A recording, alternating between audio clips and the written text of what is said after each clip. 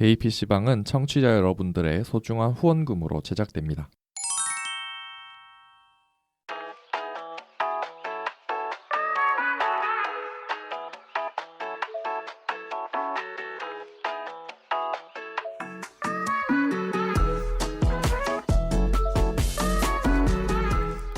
일상을 살아가는 큐어들의 랜선 놀이터 개피방 61번째 이야기 1부 시작합니다.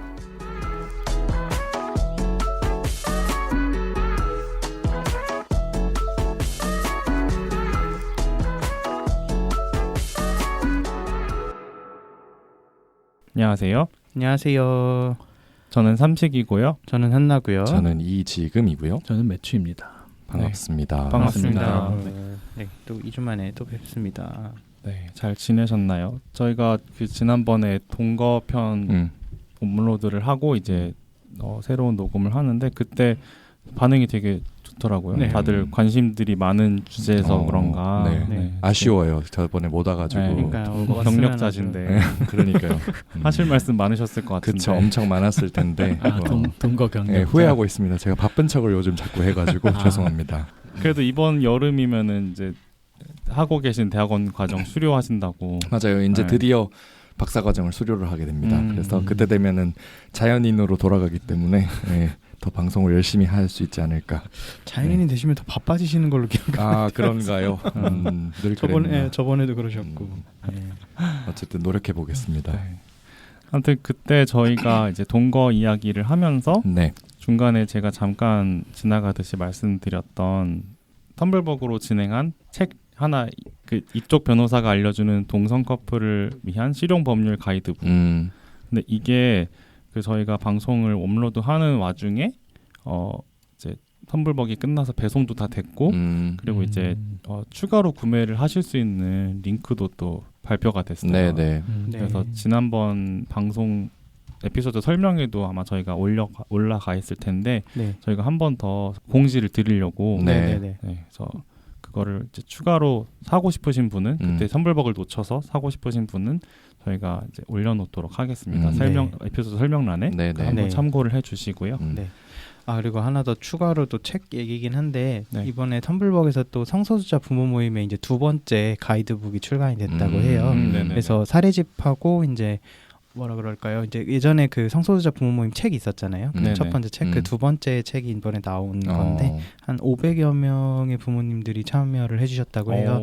그래서 벌써 지금 한 200% 이상 어젠가 열렸던 것 같은데. 저도 네. 몰랐네요. 그럼 네네. 들어가 봐야겠다. 네네네. 일단 한 권의 후원 가격이 17,000원이고 뭐 이제 2권에서 추가 후원 하면 이제 한 5만 원 정도. 뭐 그냥 책만 받으시면 3만 원. 이렇게 이런 식으로 가는 것 같아요. 혹시 관심 있으신 분들은 네, 보셔도 좋을 것 같습니다. 네. 감사합니다. 감사합니다. 저도 이따 카톡으로 좀 보내주세요. 자, 그리고 이제 오늘 주제로 들어가 볼게요. 네. 오늘은 뭔가 지난번 주제랑 연결된다고도 볼 수 있는데, 그쵸. 네.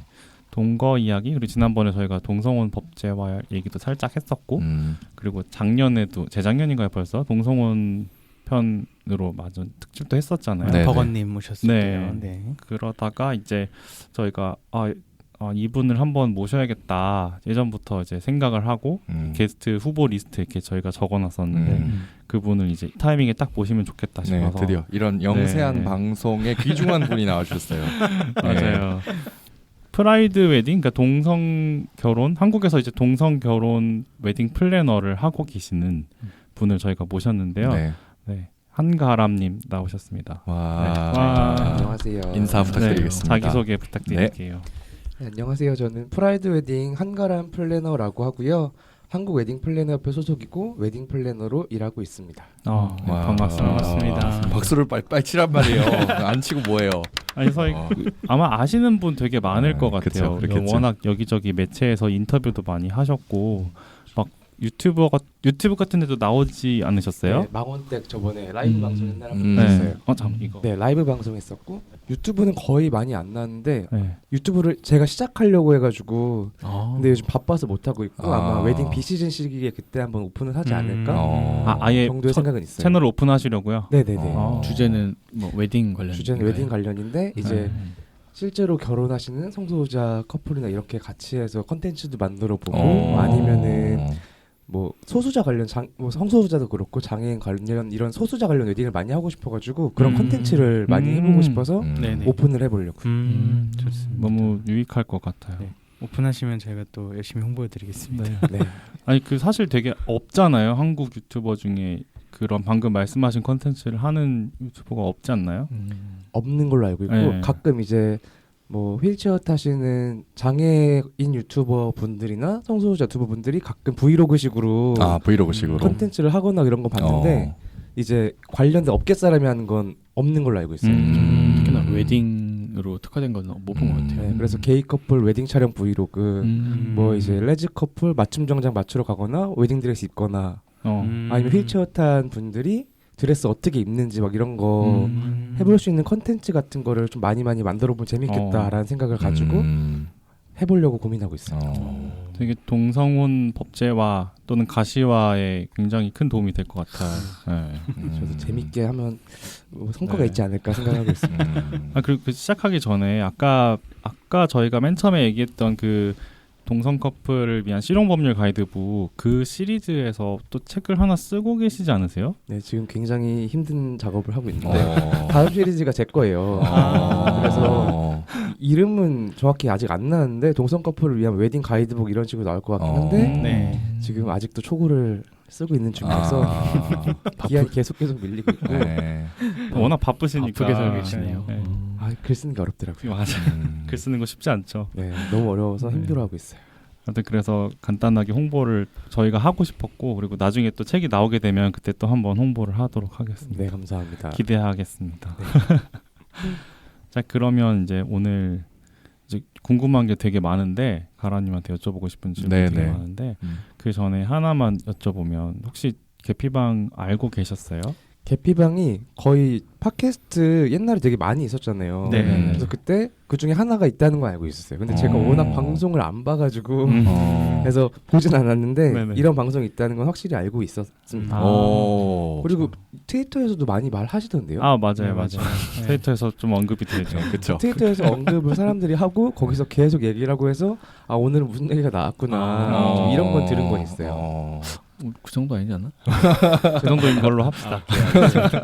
저희가 많이 하니까 이렇게 띄워주시니까 넙죽 받으세요. 칭찬은. 나도 모르는 셀럽이었다. 그래서 제가 처음 섭외 요청 드렸을 때 막 엄청 낯설거나 그러지는 않으셨나요? 인터뷰 요청이나 이런 것들은 종종 네. 한 달에 한 번 정도 그렇게 들어오기 때문에 이제 이런 게 어색하진 않아요. 확실히 다행이네요. 저희가 막 엄청 막 이익을 추구하는 방송도 아니고 막 큰 방송도 아니다 보니까 응해 주실까 걱정했는데 그런 생각으로 사실 보냈어요. 네, 맞아요. 기대와 달리 또 이렇게 흔쾌히 출연을 해주셔서 너무 감사합니다. 아닙니다. 초대해 주셔서 감사합니다. 자, 그럼 이제 본격적으로 저희가 질문을 한번 드려보겠습니다. 네. 우리나라 큐어들은 사실 많은 사례도 없기도 하고 법도 준비가 안 돼 있어서 되게 이제 하고 싶다 아니면 이제 익숙하지도 않은데 해야 되나 막 이런 생각을 갖고 있는 분들이 굉장히 많으실 거예요. 결혼을요. 이제. 근데 이제 어떤 계기로 이제 그런 프라이드 웨딩을 이제 준비하게 되셨나요? 이게 이제 저는 원래 20대 동안 계속 시민사회, 제3섹터 이런 NGO 쪽에서 일을 했었어요. 그러니까 정말 직업인으로서 일을 했었고 그 대학 때는 저는 이제 흔히 말하는 운동권, 뭐 총학생회장도 하고 그렇게 계속 그렇게 살다가 이제 사회 나와서는 시민단체에서 오래 일을 했었어요. 시민단체는 그렇게 활동가로 일하는 거는 세상을 바꾸는 일인 거잖아요. 그러다가 원래 이쪽 사람들이 군대를 되게 늦게 가는데 제가 31살에 전역을 했어요. 29살에 군대를 가가지고 근데 이제 그렇게 늦은 나이에 군대 가면은 내가 나와서 뭘 할까를 좀 많이 고민하잖아요. 그 어린데 군대 가면은 빨리 나가서 놀 생각하는데 이제 그때 군대 가면은 내가 나가서 뭘 하지를 고민하기 때문에 그때 좀 진로에 대해서 고민을 많이 했었고 그래서 활동하면서 일하면서 내가 가지고 있던 이거에 대한 어떤 고민들 이런 것들을 좀 정리할 시간이 있었던 것 같아요. 그래서 느꼈던 거는 저는 세상을 바꾸는 거에 별로 관심이 없더라고요. 그쪽에서 일을 하긴 했지만 저는 세상을 바꾸는 게 별로 관심이 없었고 그래서 근데 내가 뭘 관심이 있을까라고 생각을 했을 때 바뀐 이후에 뭘 할 수 있을까를 더 관심 있는 사람이고요. 이후에 그래서 저는 원래는 시민단체 활동할 때 메인 활동이 좀 다른 소수자긴 한데 전 세월호 쪽에서 오래 일을 했었어요. 네네네. 세월호 쪽에서 오래 일을 했었고 성소수자 관련해서도 사이드로 많이 일을 했었어요. 그래서 뭐 무지개 행동이라던가 친구 사이에서 좀 많이 했었고 네네. 무지개 행동 사업 되게 많이 했었고 어. 그 와중에 그렇게 일을 하면서 시장에서 뭘 할 수 있을까도 그때 되게 많이 고민을 했었는데 이제 나온 다음에 내가 그럼 그때 왜 아무도 이런 걸 안 하지? 왜 아무도 이런 걸 안 하지? 라고 고민을 했는데 군대 갔다 온 다음에도 아무도 이걸 안 하더라고요. 그래서 그러면 그냥 내가 진짜 해보면 어떨까? 라는 생각으로 전역한 다음에 네. 이제 시장 쪽에서 뭘 할 수 있을까를 고민하다가 그 포인트가 웨딩이었던 것 같아요. 그래서 웨딩이 가장 접근성도 있고 사람들의 요즘에 관심사도 확실히 있고 네. 시장에서 뭔가 직업적으로 이제 경제적으로 내가 물질적으로 뭔가 얻어낼 수 있는 직접적으로 할 수 있는 그런 사업이라고 생각을 했었어요. 그래서 이거 먼저 해보자. 네. 나중에 핑크머니나 이런 성소수자 소비 시장에 관심이 되게 많은데 이거 먼저 해보자라고 해서 그냥 앞뒤 안 보고 그냥 바로 갔던 것 같아요. 어쨌든 전망이 좀 밝다고 생각을 하셨던 거네요, 당시에. 네, 지금으로선 전망이 아직 밝다고 할 수는 없겠는데 그 당시에 지금으로서는 그걸 봤어요. 네. 한국은 기본적으로 그러니까 민주화가 좀 늦게 된 나라다 보니까 네. 유럽이나 뭐 일본이나 이런 나라들보다 근데 그걸 많이 절차를 따라가잖아요. 네네네. 근데 성소수자 인권도 좀 마찬가지라 생각을 하거든요. 해외에 있는 충분한 모델들이 있고 사례들이 있는데 한국도 분명 이게 생기겠다. 언제인지 모르겠지만 분명 생기고 이걸 내가 최초 타이틀을 얻어봐야지 라는 약간 야망? 야망 아닌 야망? 막 그런 게 좀 있었던 것 같아요. 되게 인상적이네요. 그 세상을 바꾸는 것보다 바뀐 다음에 무엇을 할 수 있을까를 고민했다는 게 되게 좀 인상적이네요. 근데 보면 이것도 바꾸는데 일조하시는 거죠. 왜냐면 일상에서 이런 것도 가능할 수 있다라고 하는 지점에 대한 상상인 거니까. 네, 그죠? 맞아요. 뭔가 지금 약간 현재에서 뭘 하는 게 아니라 약간 미래의 거를 땡겨와서 운동을 하는 그런 느낌이 땡겨와서. 드네요. 약간 그런 느낌이 좀 드네요. 사실 이제 막 정말 바뀌고 나서 이제 막 딱 나왔을 때는 조금 레드오션이거나 이럴 수도 있다는 생각이 좀 드네요. 굉장히 레드오션이 될 수도 있어요. 그래서 최초 타이틀을 먼저 네. 거머쥐셨네요. 네. 미리 축하드립니다. 막상 그때 가면 뭘 준비해야 될지도 모를 수도 있어요. 지금부터 딱 준비를 해놔야 또. 맞아요. 그럼 처음에 그 공부를 하실 때 어떤 식으로 시작을 하셨어요? 그게 좀 궁금하더라고요. 웨딩 플래너라는 게 사실 뭐 다들 많이 들어보긴 했지만 내가 이거를 하려면은 뭐부터 시작을 해야 될지 직업으로서 웨딩 플래너를 준비하는 과정. 저도 바로 검색을 해봤어요. 어떻게 이 일을 시작해야 되나, 어떻게 배워야 되나. 역시 인터넷 검색부터. 네, 바로 구글링을 바로 했고. 네네. 근데 이제 뭐 잡코리아라든가 이런데 구직 사이트에는 그 컨설팅, 웨딩 컨설팅이라 그러거든요. 이런 회사들이 좀 구인을 해요. 구인을 하는데 여성을 구인을 해요. 그래서 여기는 여자만 위주로 뽑나 보다라는 생각이 들었고 근데 검색해보다 보니까 이제 협회가 있더라고요. 협회에서 교육을 받고 거기서 교육을 받은 다음에 바로 직업으로 삼을 수 있는 게 있어가지고 그러면 여기서 하면 좀 편하겠다라는 생각이 들었고 그리고 원래 컨설팅 회사에서 솔직히 처음에 일을 시작하는 게 제일 편해요.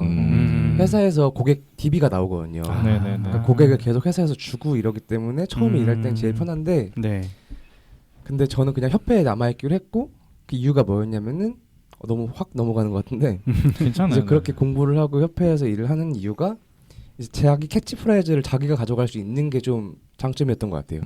회사에 소속되면 아무래도 회사의 뭔가를 따라가야 되니까. 그래서 예를 들어 베리굿 웨딩, 뭐 아이니 웨딩 누구입니다라고밖에 말할 수 없는데 협회 같은 경우에는 자기 캐치프라이즈, 자기 브랜딩을 자기 마음대로 하고 그리고 그냥 프리랜서들의 약간 모임, 약간 협회 같은 느낌인 거예요. 각자 개별 하는 사람들이 협회의 인프라를 이용하는 그런 시스템이기 때문에 여기 있으면은 내가 성소수자 관련된 웨딩을 한다는 것도 좀 개인적으로 오픈도 할 수 있고 회사에서 이제 가야지는 압력이나 이런 거 자체가 거의 없으니까 그래서 좀 편하게 할 수 있겠다. 내가 하고 싶은 거 다 할 수 있겠다.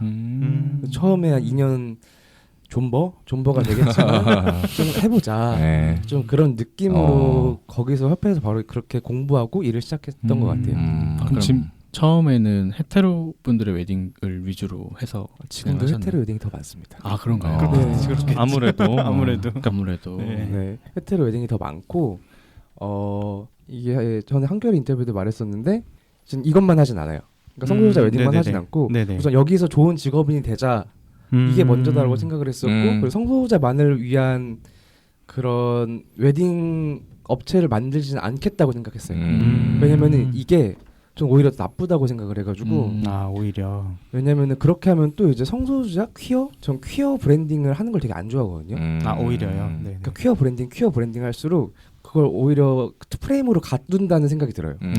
그게 그것밖에 할 수 없는 거가 네. 되는 거니까요. 그래서 그 퀴어 프레임을 굉장히 가두는 거고 저 옛날 사례를 봤었는데 이제 옛날에 성소수자 웨딩 한다고 했던 이런 사업자들이 있었더라고요. 있긴 있었어요. 거의 10년 전인가. 옛날에 퀴어 그 프라이드 페어 같은 데 가보면은 성소수자 웨딩 한다고 이렇게 막 했던 곳들이 있었어요. 근데 다 망했거든요. 근데 저는 그걸 계속 분석해 봤는데 오히려 성소수자 웨딩만 한다라고 이렇게 진행했을 때는 또 그거에 프레임을 가둬가지고 하는 거다라는 생각이 들었고 그래서 저는 이미 있는 시스템에 있는 그런 인프라나 그러니까 헤테로들이 다 이용하는 그런 인프라를 거기에 제가 편입해서 거기서 그거를 바꾸는 게 맞지 않나? 네, 그렇게 하고 이제 그 사람들이 그러니까 성소수자만 할 수 있는 거를 따로 모아가지고 막 이렇게 하기보다는 이미 있는 그런 시장의 인프라들을 바꿔나가는 게 더 맞지 않나?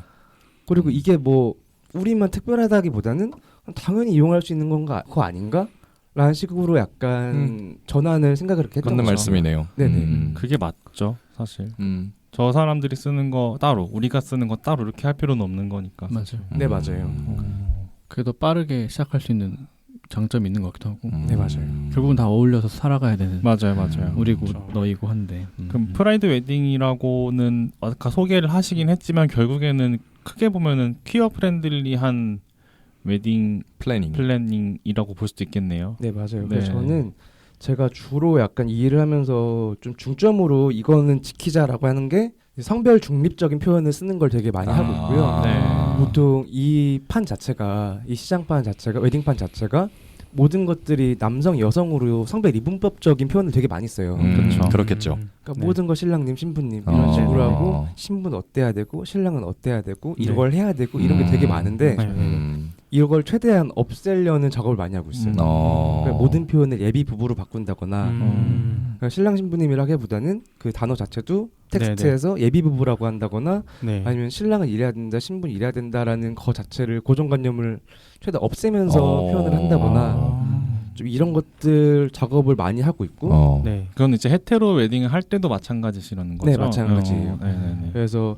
기본적으로 저한테 오는 분들은 이제 LI 분들 되게 많으시고 LI 분들 되게 많이 오시고 그러니까 성소수자 분들도 물론 많이 오시고 네. 그리고 페미니스트 분들도 되게 많이 오세요. 그러니까 저도 페미니스트긴 한데 이제 그렇게 뭔가 나는 이 웨딩 시장에서 여자가 이래야 된다 남자 이래야 되는 게 너무 싫다. 네네. 근데 그런 것들을 좀 자연스럽게 나의 생각을 좀 알아줄 수 있는 사람을 만나고 싶다 했을 때 저를 찾으시는 분들도 있으시고요. 굉장히 경쟁력이 있네요. 그러니까요. 네. 그래서 예를 들어 그런 것도 있어요. 웨딩 시장이 얼마나 이제 약간 뭐라 그러지? 성별 성차별. 이분법적, 성차별적이냐면은 성차별적. 버진 로드라고 하거든요. 아 맞아요. 그렇죠. 입장하는 길. 그렇죠. 버진 로드. 버진 처녀 그쵸, 잖아요. 순결한.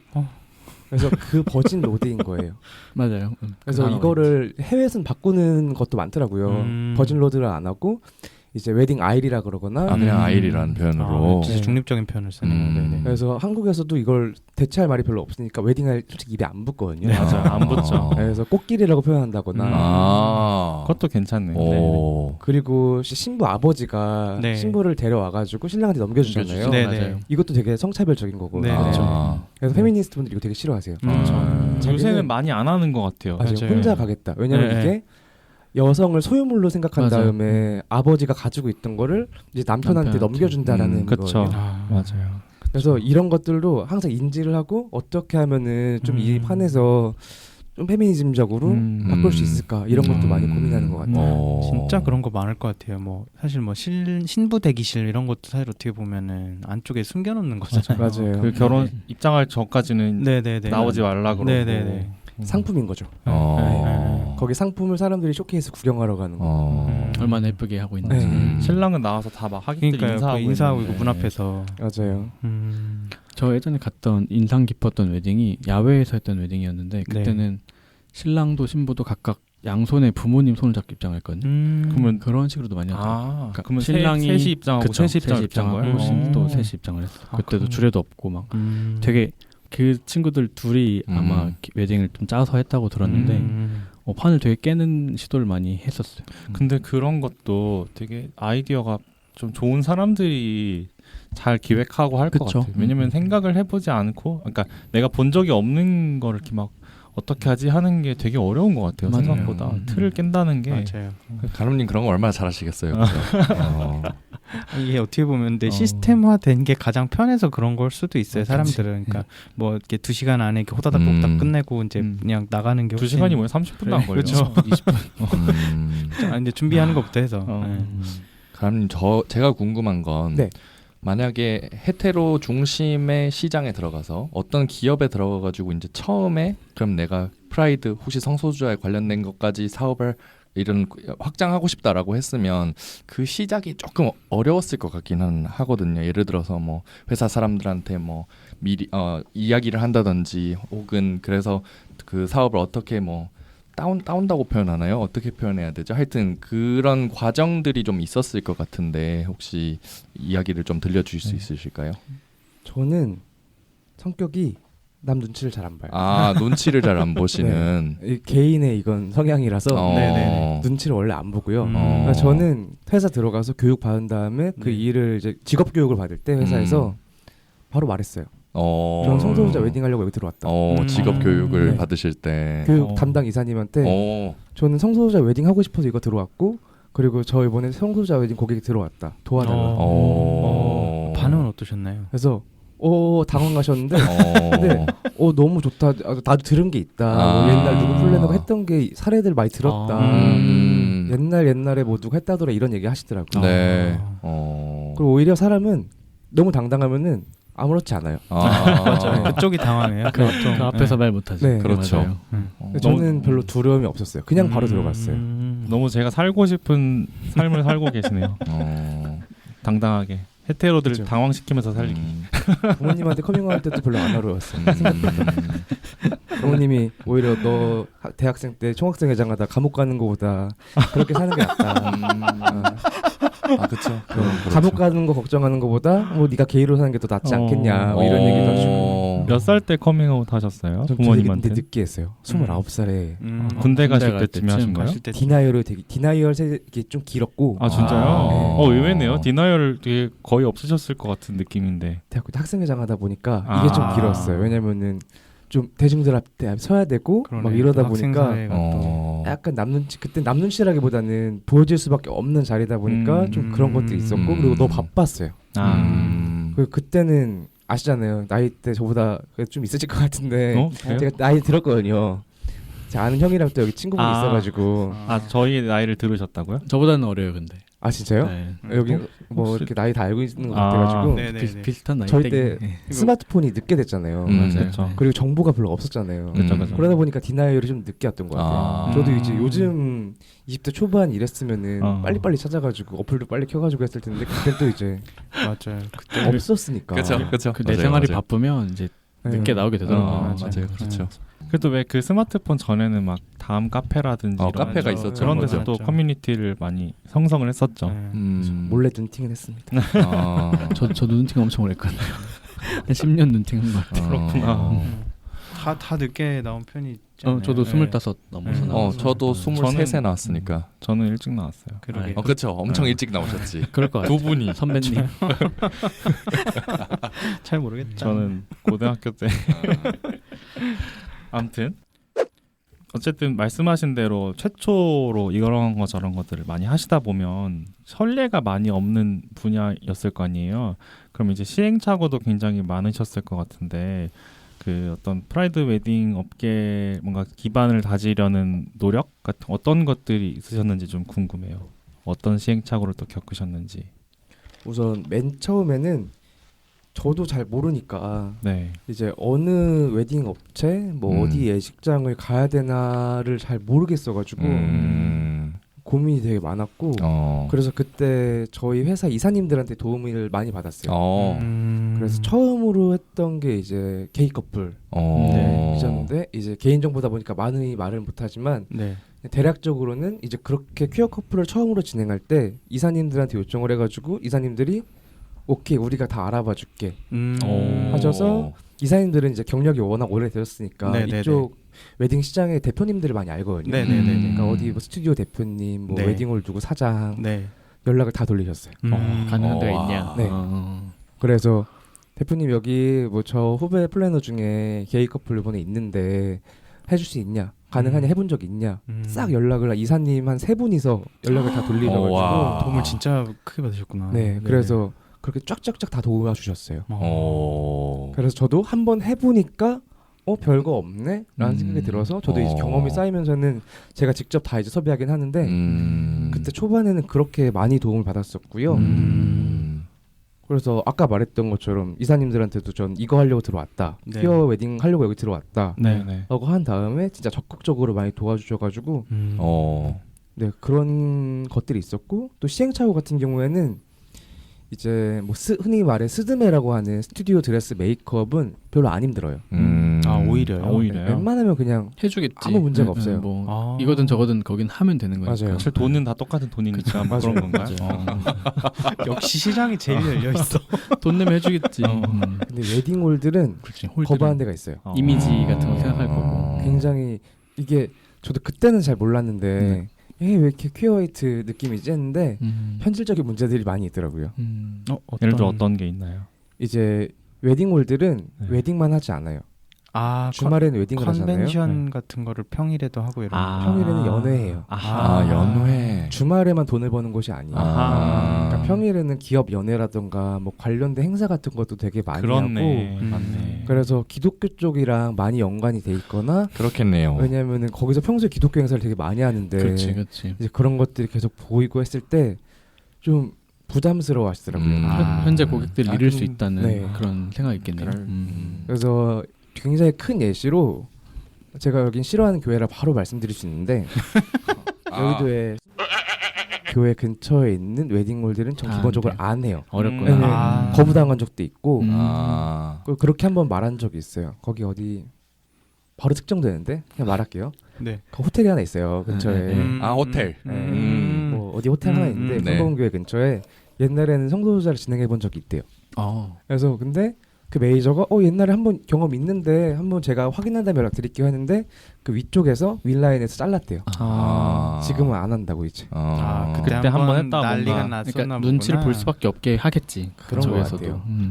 그래서 거기 사람들이 뭐 이사급들 이런 사람들이 뭐 거기 교회 다닐 수도 있는 거고 아니면 눈치를 볼 수도 있는 거고 등등의 이런 관계 좀 역학관계들이 있는 것 같더라고요. 또 어김없이 종교가 등장하네. 어쩔 수 없이. 뭐 열심히 믿으시겠죠. 그 웨딩홀들은 오히려 그런 경우도 있어요. 저희는 괜찮은데 고객님 괜찮냐고. 웨딩홀들은 60분, 90분 간격이면은 다음 팀도 있을 건데.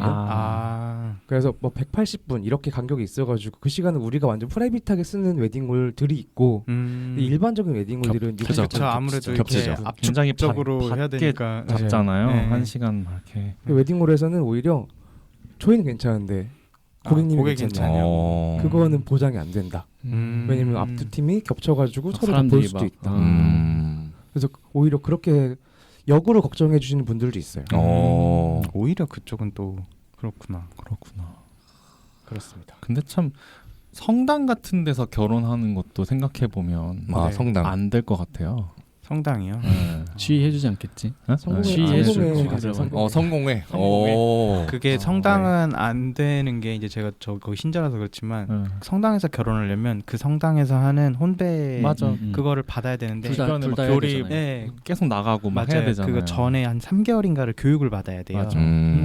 혼배 성사 해야 되는데 그게 안 돼요. 동성끼리는 안 돼서 아마 성당은 못 빌릴 거예요. 성당이나 뭐 개신교나 뭐 그렇죠. 그래서 제가 또 있네. 탈천주교를 한 거거든요. 네. 네. 종교를 믿으실 분은 열심히 믿으세요. 왜냐하면 여러분들의 신은 여러분을 사랑하시기 때문에. 네. 아무튼 저희 예전에 성당에서 하는 그 헤테로 여자 친구 결혼식 가가지고 제가 거기서 부케 받았어요. 그래서 사람들도 막 약간 술렁술렁 하더라고. 부케 받으실 분 친구분 나오세요. 근데 제가 나가니까 여자야?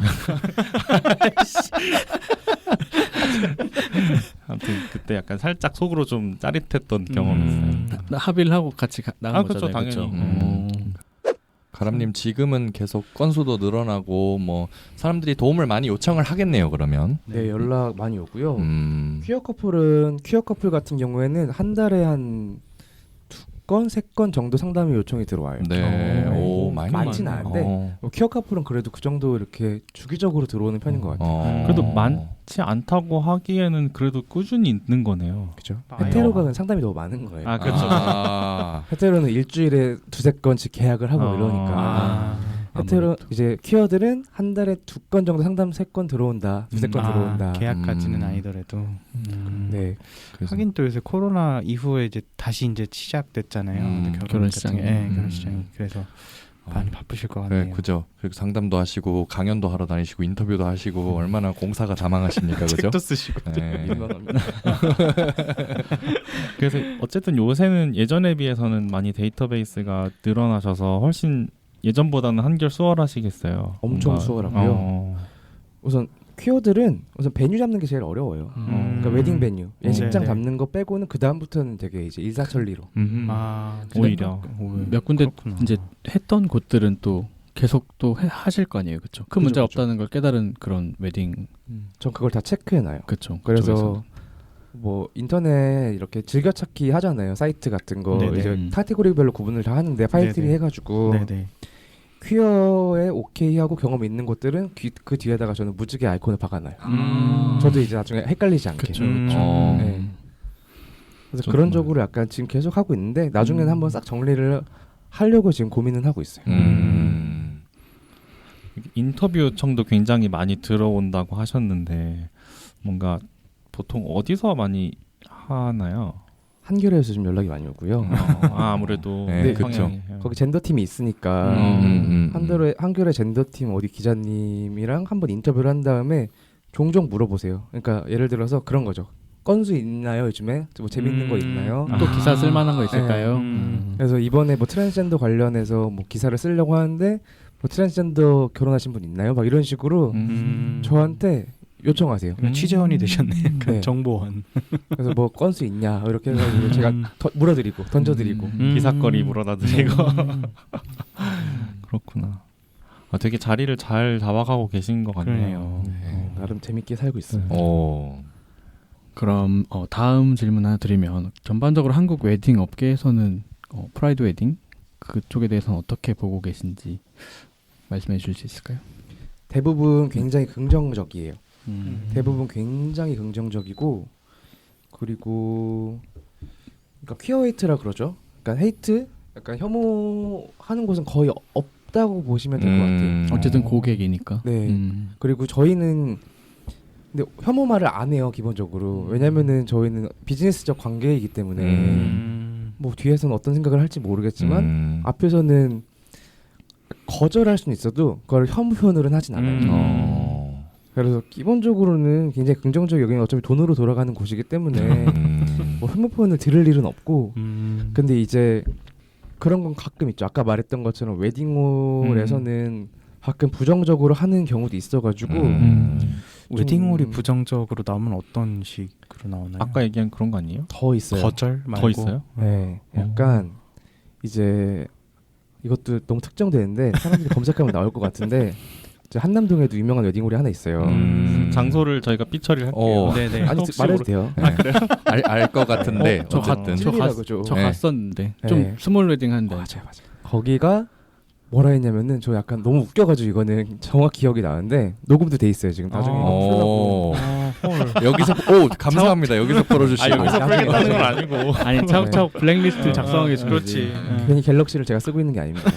자동 녹음 기능이 있기 때문에 거기서는 이제 주변에 대사관도 되게 많고 좀 이런 공무원 일하시는 분들이 주변에 되게 많기 때문에 저희가 퀴어 고객하기 좀 어려울 것 같다. 그 무슨 말도 안 되는 핑계야. 너무 웃겼어요. 아니 퀴포 가보시라고 대사관이 부스가 몇 갠데 그러니까. 오히려 대사관이 더 그 주변에 있는 대사관 중에 되는 대사관이 더 많을 텐데. 그런 나라들에서 온 사람들일 텐데. 대사관이 개인 곳도 많은데.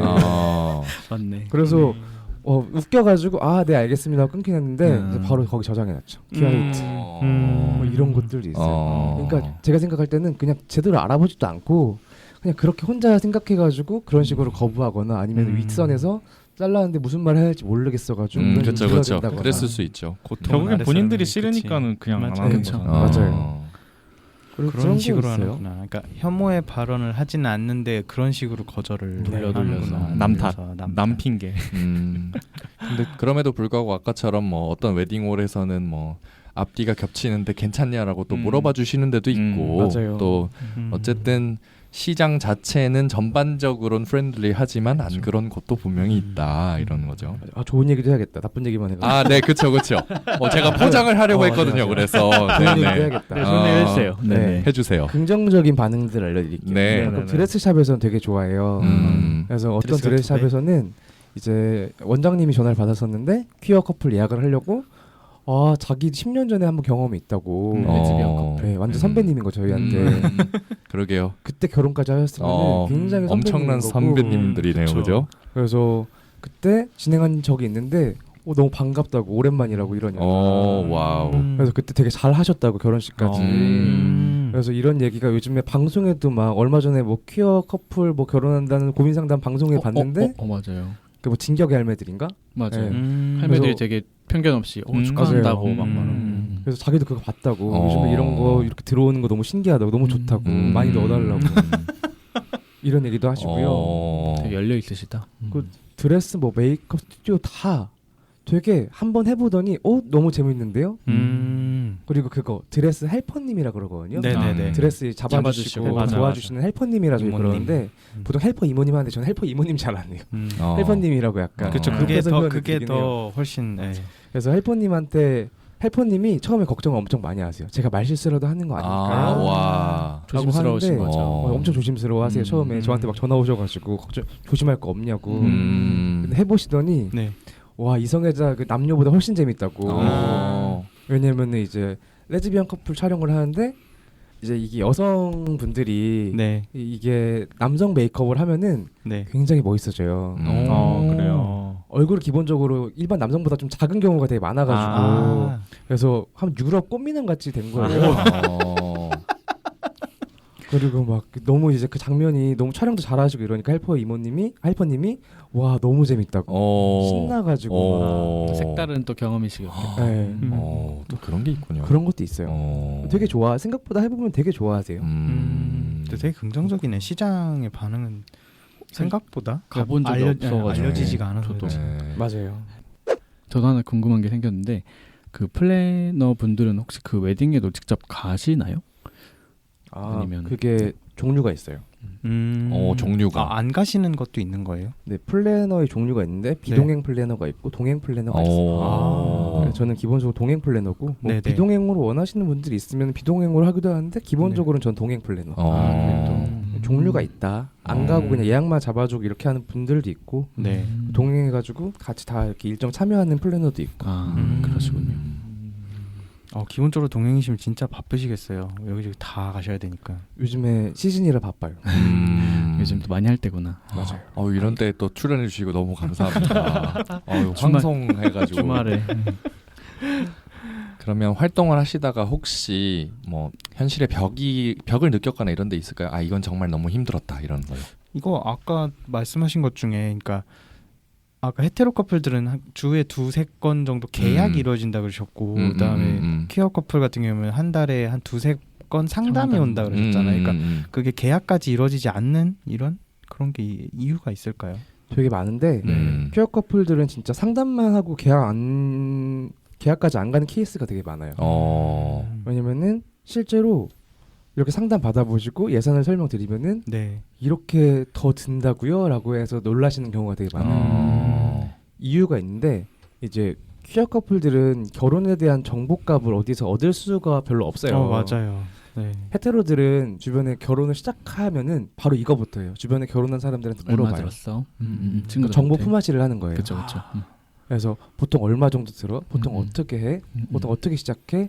물어볼 때가 되게 많아요. 근데 퀴어들은 물어볼 때 자체가 없어요. 그러네요. 그래서 결혼에 대한 정보값 자체가 없기 때문에 네. 얼마큼 예산이 들지 어떻게 해야 되는지 잘 모르세요. 맞아요. 그래서 예산 설명을 우선 드리면은 우선 깜짝 놀라시는 거고 그리고 보통 스몰 웨딩이고 네. 그 스몰 웨딩은 돈이 많이 들어요. 그렇죠. 돈이 더 많이 들겠죠. 스몰 웨딩은 돈이 많이 들고 그리고 또 재밌는 거는 퀴어분들이 생각보다 결혼을 하시는 분들은 원래 그러니까 이렇게 결혼이 제도적으로 승인이 안 나는 곳에서 네. 결혼을 하고 싶은 분들은 뭐냐면요. 네. 결혼에 진심인 분들이에요.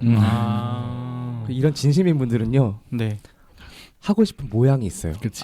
그렇겠네요. 상상해온 섹스 앤드 시티에서 봤던 플라워가 있고 막 샴페인 파티를 하고 그러니까 기본적으로 결혼에 대해서 원하는 형태나 이런 것들이 좀 있기 때문에 취향이 좀 세기 때문에 돈이 많이 들 수밖에 없어요. 그렇죠. 당연히 그렇죠. 네. 양산형 웨딩이 아니고. 양산형 웨딩이 아니에요. 커스터마이징 웨딩이고 그러니까. 꽃도 많이 들고 막 야외고 막 꽃이 더 많이 들면은 돈이 엄청 들겠네요, 진짜로. 보통 그러면 상담하면 보통 헤테로 차이가 많이 나나요? 그러면 가격 같은 게? 차이가 평균적으로? 이거는 이 키워드 하나로 정리가 되는데 이제 헤테로의 웨딩은 엠빵이에요. 이게 뭐냐면은 그날 웨딩홀도 그렇고 뭐 스튜디오도 그렇고 이제 플로어나 이런 거 직원들 그러니까 거기서 결혼을 되게 많이 하잖아요. 그러면은 그날 하는 커플들이 다 일단 엠빵을 하는 느낌인 거죠. 아까 말했잖아요. 웨딩홀 60분, 90분 간격이기 때문에 그냥 꽃 세팅 한번 하면은 거기 한번 하루에 6팀 결혼하거든요. 맞아. 엠빵 하는 거예요. 그만큼 가격이 낮아질 수 있다는 거죠. 이게 시스템이 이런 거구나. 근데 이제 프라이빗 웨딩, 프라이빗에서 결혼을 진행하면은 그날 진행하는 꽃값, 그날 있는 인건비, 그날 모든 것들이 내가 부담하는 거예요. 맞아. 최소 4배, 5배는 들겠네요, 진짜로. 그 정도까지는 아닌데 좀 비용이 많이 추가된다 생각하시면 돼요. 그 정도로. 한번 그렇게 생각을 해본 적이 없네요. 근데 궁금하긴 했었어요. 결혼식 가면은 저 꽃장식은 계속 쓰는 것 같은데 누가 돈 낸 걸까 그런 생각하긴 했었는데 그게 다 같이 나눠내는 거기였군요. 그래서 비용이 스몰 웨딩이 많이 들 수밖에 없는 이유가 그런 거예요. 그리고 사실 저것도 생각하는 게 쟤는 이제 누나가 둘이 결혼을 했는데 그 결혼할 때마다 드는 생각인데 그 축의금 있잖아요. 축의금이 생각보다 그 벌충이 많이 될 것 같다는 생각이 들거든요. 웨딩 준비하면서 드는 비용에. 되게 이득이라고 그러던데. 우리는 그런 게 없잖아요. 사실 그만큼까지 사람을 부를 수도 없고 수도 차이가 나니까. 그래서 이제 그런 것까지 감안을 했을 때 남들보다 더 많이 들 수도 있겠다는 생각이 좀 들어요. 축의금이 더 들어오지 않기 때문에 축의금으로 떼울 수 있는 게 별로 없어요. 그렇죠. 그래서 얼마를 내가 추가 지출하고 하겠다라는 걸 좀 생각해야 돼요. 축의금을 보통 퀴어 커플 분들은 어떻게 하세요? 저는 궁금한 게 약간 결혼을 하는 퀴어 커플보다 못하는 커플이 훨씬 많잖아요. 그렇지. 어쨌든 근데 한국 사회에서 축의금이라는 거는 품앗이 그죠, 품앗이니까. 그러니까 내가 돈을 내면서도 물론 축하하는 마음도 있지만 내가 나중에 결혼을 할 때 돌려받을 수도 있다. 약간 이런 생각으로 이제 돈을 내는 경우가 많은데 근데 퀴어 커플 결혼식에 가면은 내가 못 돌려받을 돈인 거 알면서도 내야 되는 경우도 있을 거고 그럼 이제 받는 사람 입장에서 약간 좀 미안할 수 있잖아요. 좀 보통 어떻게 하시는지 좀 궁금해요. 저는 상담할 때 그런 거 생각하지 말라 그래요. 그냥 뭘 그렇게까지 생각하냐. 받으세요. 받으시라고. 받으라고. 그렇게 배려심 가지면 결혼 못한다. 근데 맞는 말씀이에요. 맞는 말씀이에요. 왜냐면 아니 상대방이 나를 생각해주면 당연히 더 줄 거고 아니면은 뭐 아닌 거고 뭐 그런 거죠 뭐. 그리고 그냥 그렇게 생각하시라 그래요. 이렇게 하면 좀 이해가 그러니까 좀 마음 편해지시는데 퀴어 커플이 이제 결혼한다고 했을 때 오히려 하객들이 더 오고 싶어해요.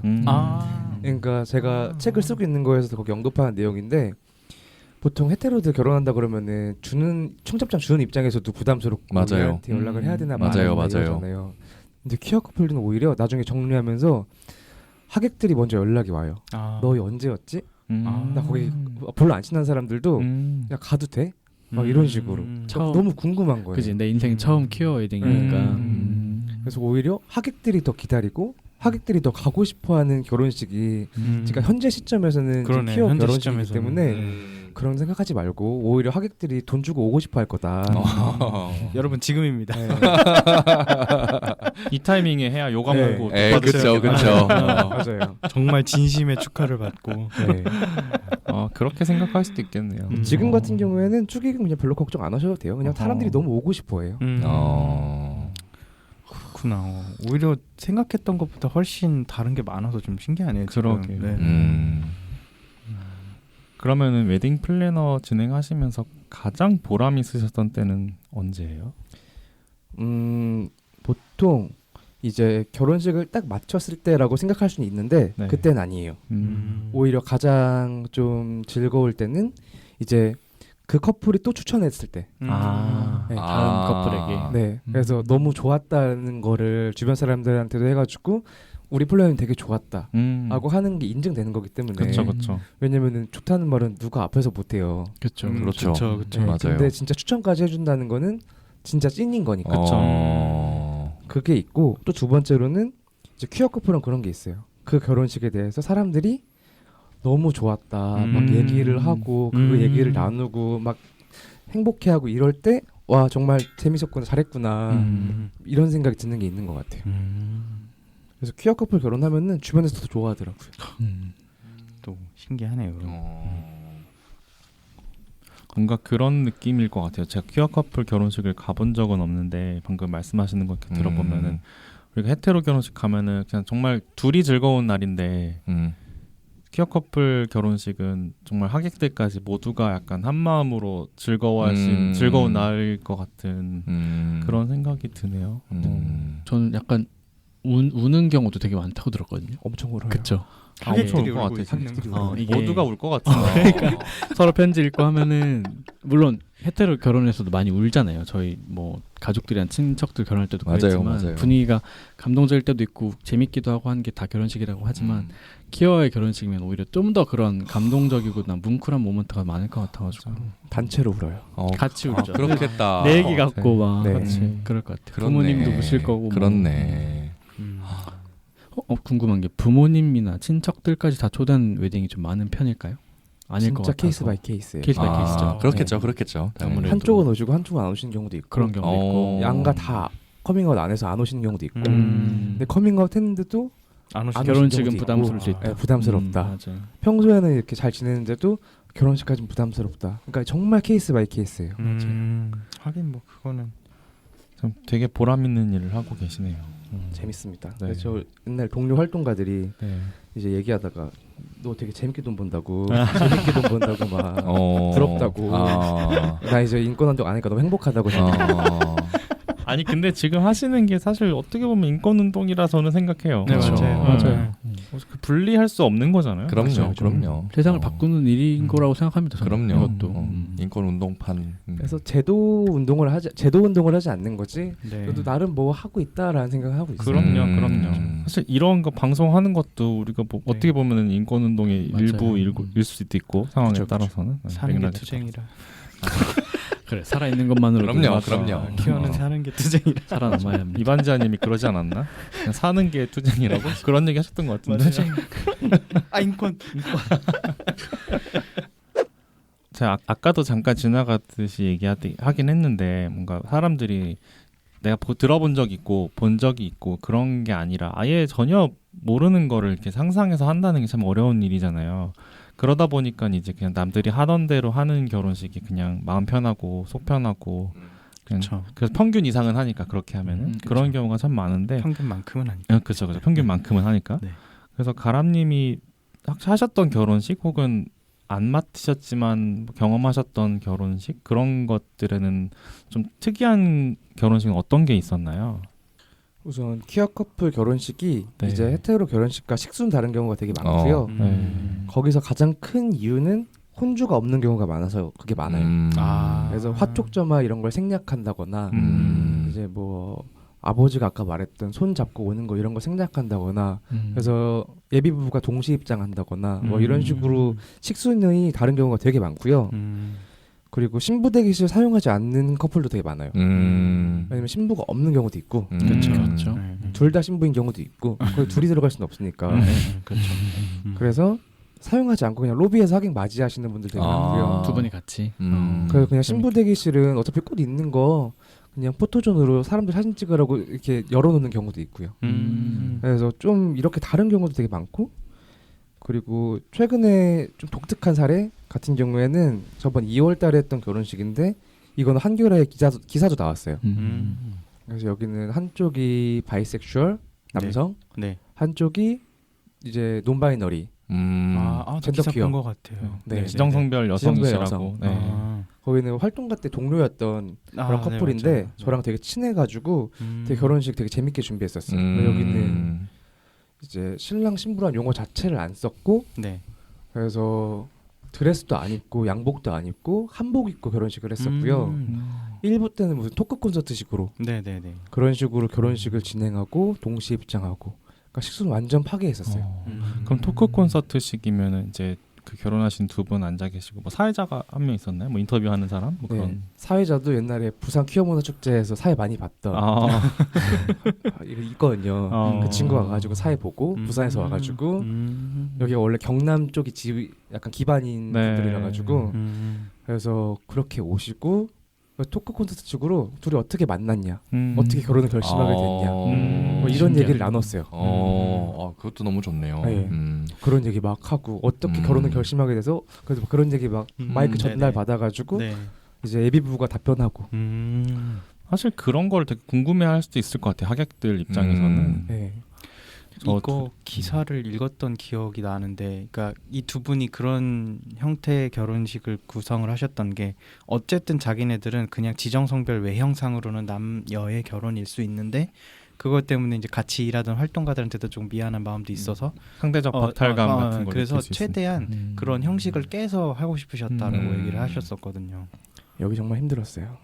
진짜 모든 걸 다 물어보는데 되는 거 안 되는 거 다 잘라주고 제가 직접 플래닝을 그때 하셨던 거군요. 완전 이제 디렉팅 다 했었고 제가 중간에 웃긴 것도 많이 있었어요. 그 트랜스젠더 변호사 박한희 변호사 와가지고 혼인 그 성혼, 신고 공증해주고 막 그러니까 약간 쇼처럼.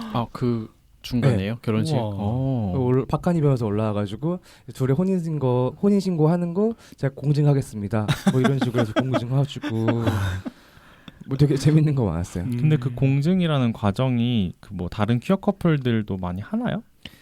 이제 원래 그런 거 없는데 쇼적인 개념인 거죠. 그렇죠. 세레모니로.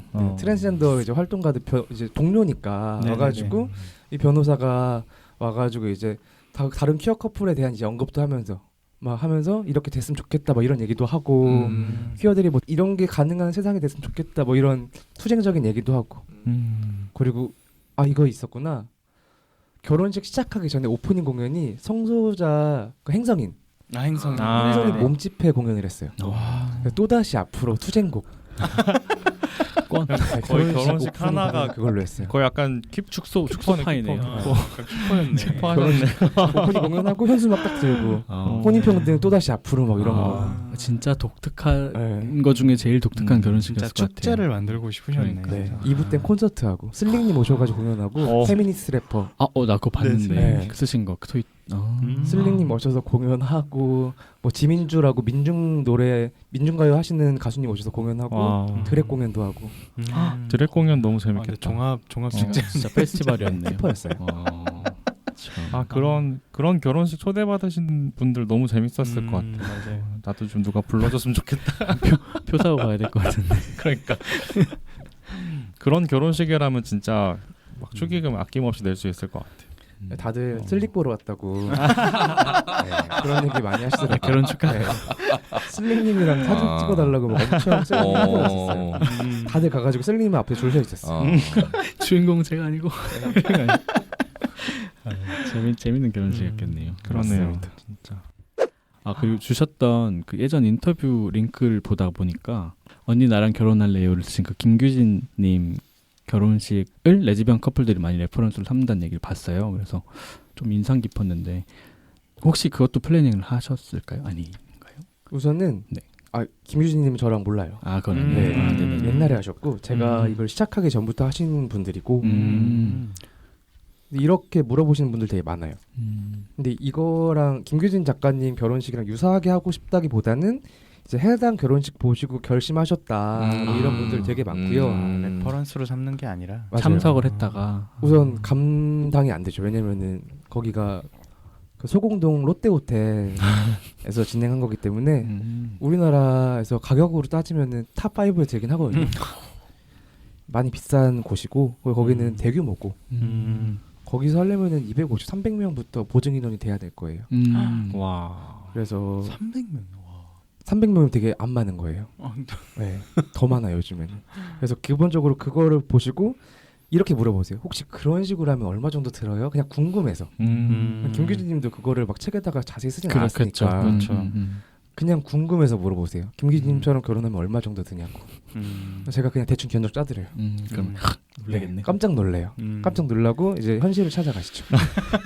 뭐 각자 형편에 맞는 결혼하는 거니까. 맞아요. 네, 그렇죠. 그럼 게이 커플의 경우에는 그런 레퍼런스가 사실 없잖아요. 뭐 많이 알려진 결혼 자체도 잘 없는 것 같고. 그 제일 유명한 결혼식이 저기 김종광 감독님. 그게 10년 전이에요. 청계천에서 했던. 정확히 10년 전이에요. 네, 아, 딱 2013년도 했으니까 저 그 자리 있었는데. 네. 가셨어요? 네네. 청계천에 있었어요.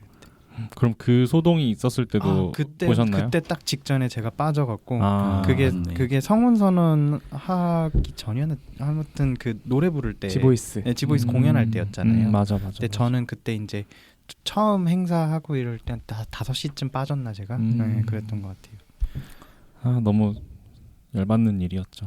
근데 그게 이제 레퍼런스 딱 하나 맞아. 어떻게 보면 있는 거죠. 뭐 우리 계속 모두 있었을 텐데. 많이들이 많이 알고 있는 거는. 근데 궁금한 게 뭔가 좀 레즈비언 분들이 결혼식을 더 많이 하시는 편인가요? 게이 커플보다는? 네, 확실히. 게이 커플은 1년에 저도 이제 경력이 엄청 되지는 않았으니까 상담 자체가 안 들어와요.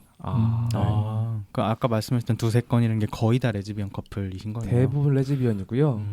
게이 커플은 전 오면 되게 반가워요. 너무 반갑고 상담 자체가 안 들어오기 때문에 1년에 그냥 한 건씩 정도 계속 그렇게 있는 정도? 고 레즈비언 커플은 계속 연락이 들어와요. 근데 이유가 명확해요. 게이 커플은 같이 동거를 많이 안 하거든요. 그런가요? 네, 레즈비언 커플의 동거율이 압도적으로 높고요. 게이 커플의 동거율이 정말 많이 떨어져요. 결혼이라는 거는 살림을 합치는 거니까 이유로. 그렇죠. 근데 레즈비언 커플들은 우선 동거부터 시작하는 경우가 되게 많아가지고 맞아요. 그래서 그게 좀 많이 다른 것 같아요. 같이 살다 보면 자연스럽게 그런 얘기가 나오는 거고. 맞아요. 근데 게이 커플은 야 우리가 같이 살지도 않을 거고 결혼한 다음에 따로 살 것 같은데 결혼까지 해야겠나 이런 분들이 많고. 그렇죠. 그래서 결혼하시는 게이 커플들은 기본적으로 동거를 하시는 게이 커플들이 이렇게 하는 경우가 많고. 그 저번에 그 동거편 했을 때도 그때 꽝님이 잠깐 그러셨는데 이제 레즈비언 커플들은 사귀기만 하면 이렇게 동거한다고 잠깐 그러셨었잖아요. 사귀기 전에 동거한다고. 사귀기 전에 고양이 키우고.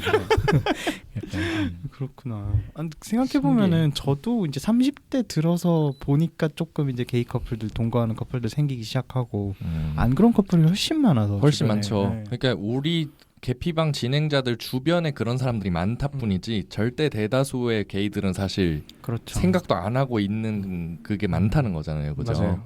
동거가 뭐야? 연애를 안 한 게이들도 얼마나 그렇죠. 연애 3개월 넘기기도 힘들다 뭐 이런 말 많이 하잖아요. 편견일 수 있지만 통계적으로 좀 비율이 차이가 난다. 네. 상당히 차이가 납니다. 상당히. 근데 법제화가 되고 나면 좀 오히려 좀 더 늘어나지 않을까요? 아예 옵션이 없으니까 더 그냥 생각 안 하는 경우도 있는 것 같기도 하고. 미국은 궁금하다. 미국의 비율은 레즈비언 커플이나 게이 커플의 뭔가 그런 결혼까지 가는 비율이나 뭐 동거하는 비율이 좀 차이가 있는지가 궁금하네요. 그걸 찾아보진 않아가지고 모르겠네요. 2020년인가 21년 자료 내가 찾아본 거 있었는데 크게 유의미하진 않았던 것 같아요. 두 그룹 간에 두 그룹 간의 유의미한 차이는 없는데 대신에 어떤 소득이라든지 이런 거에 좀 차이가 좀 많이 나긴 했었던 기억이다.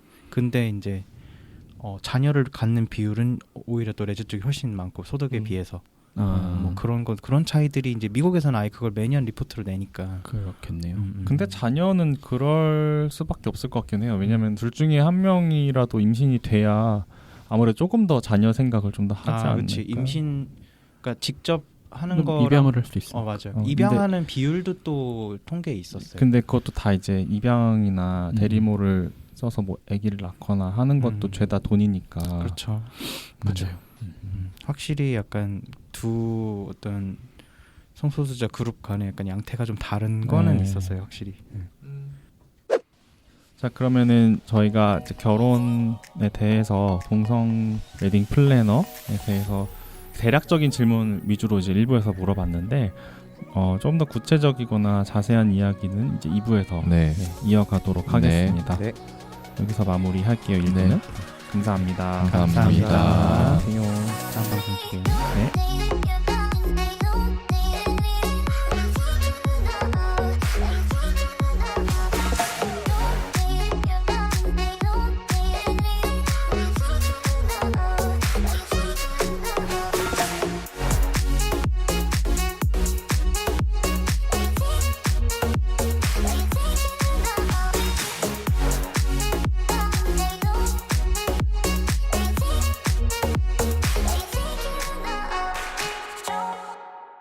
PC한 놀이터 개피방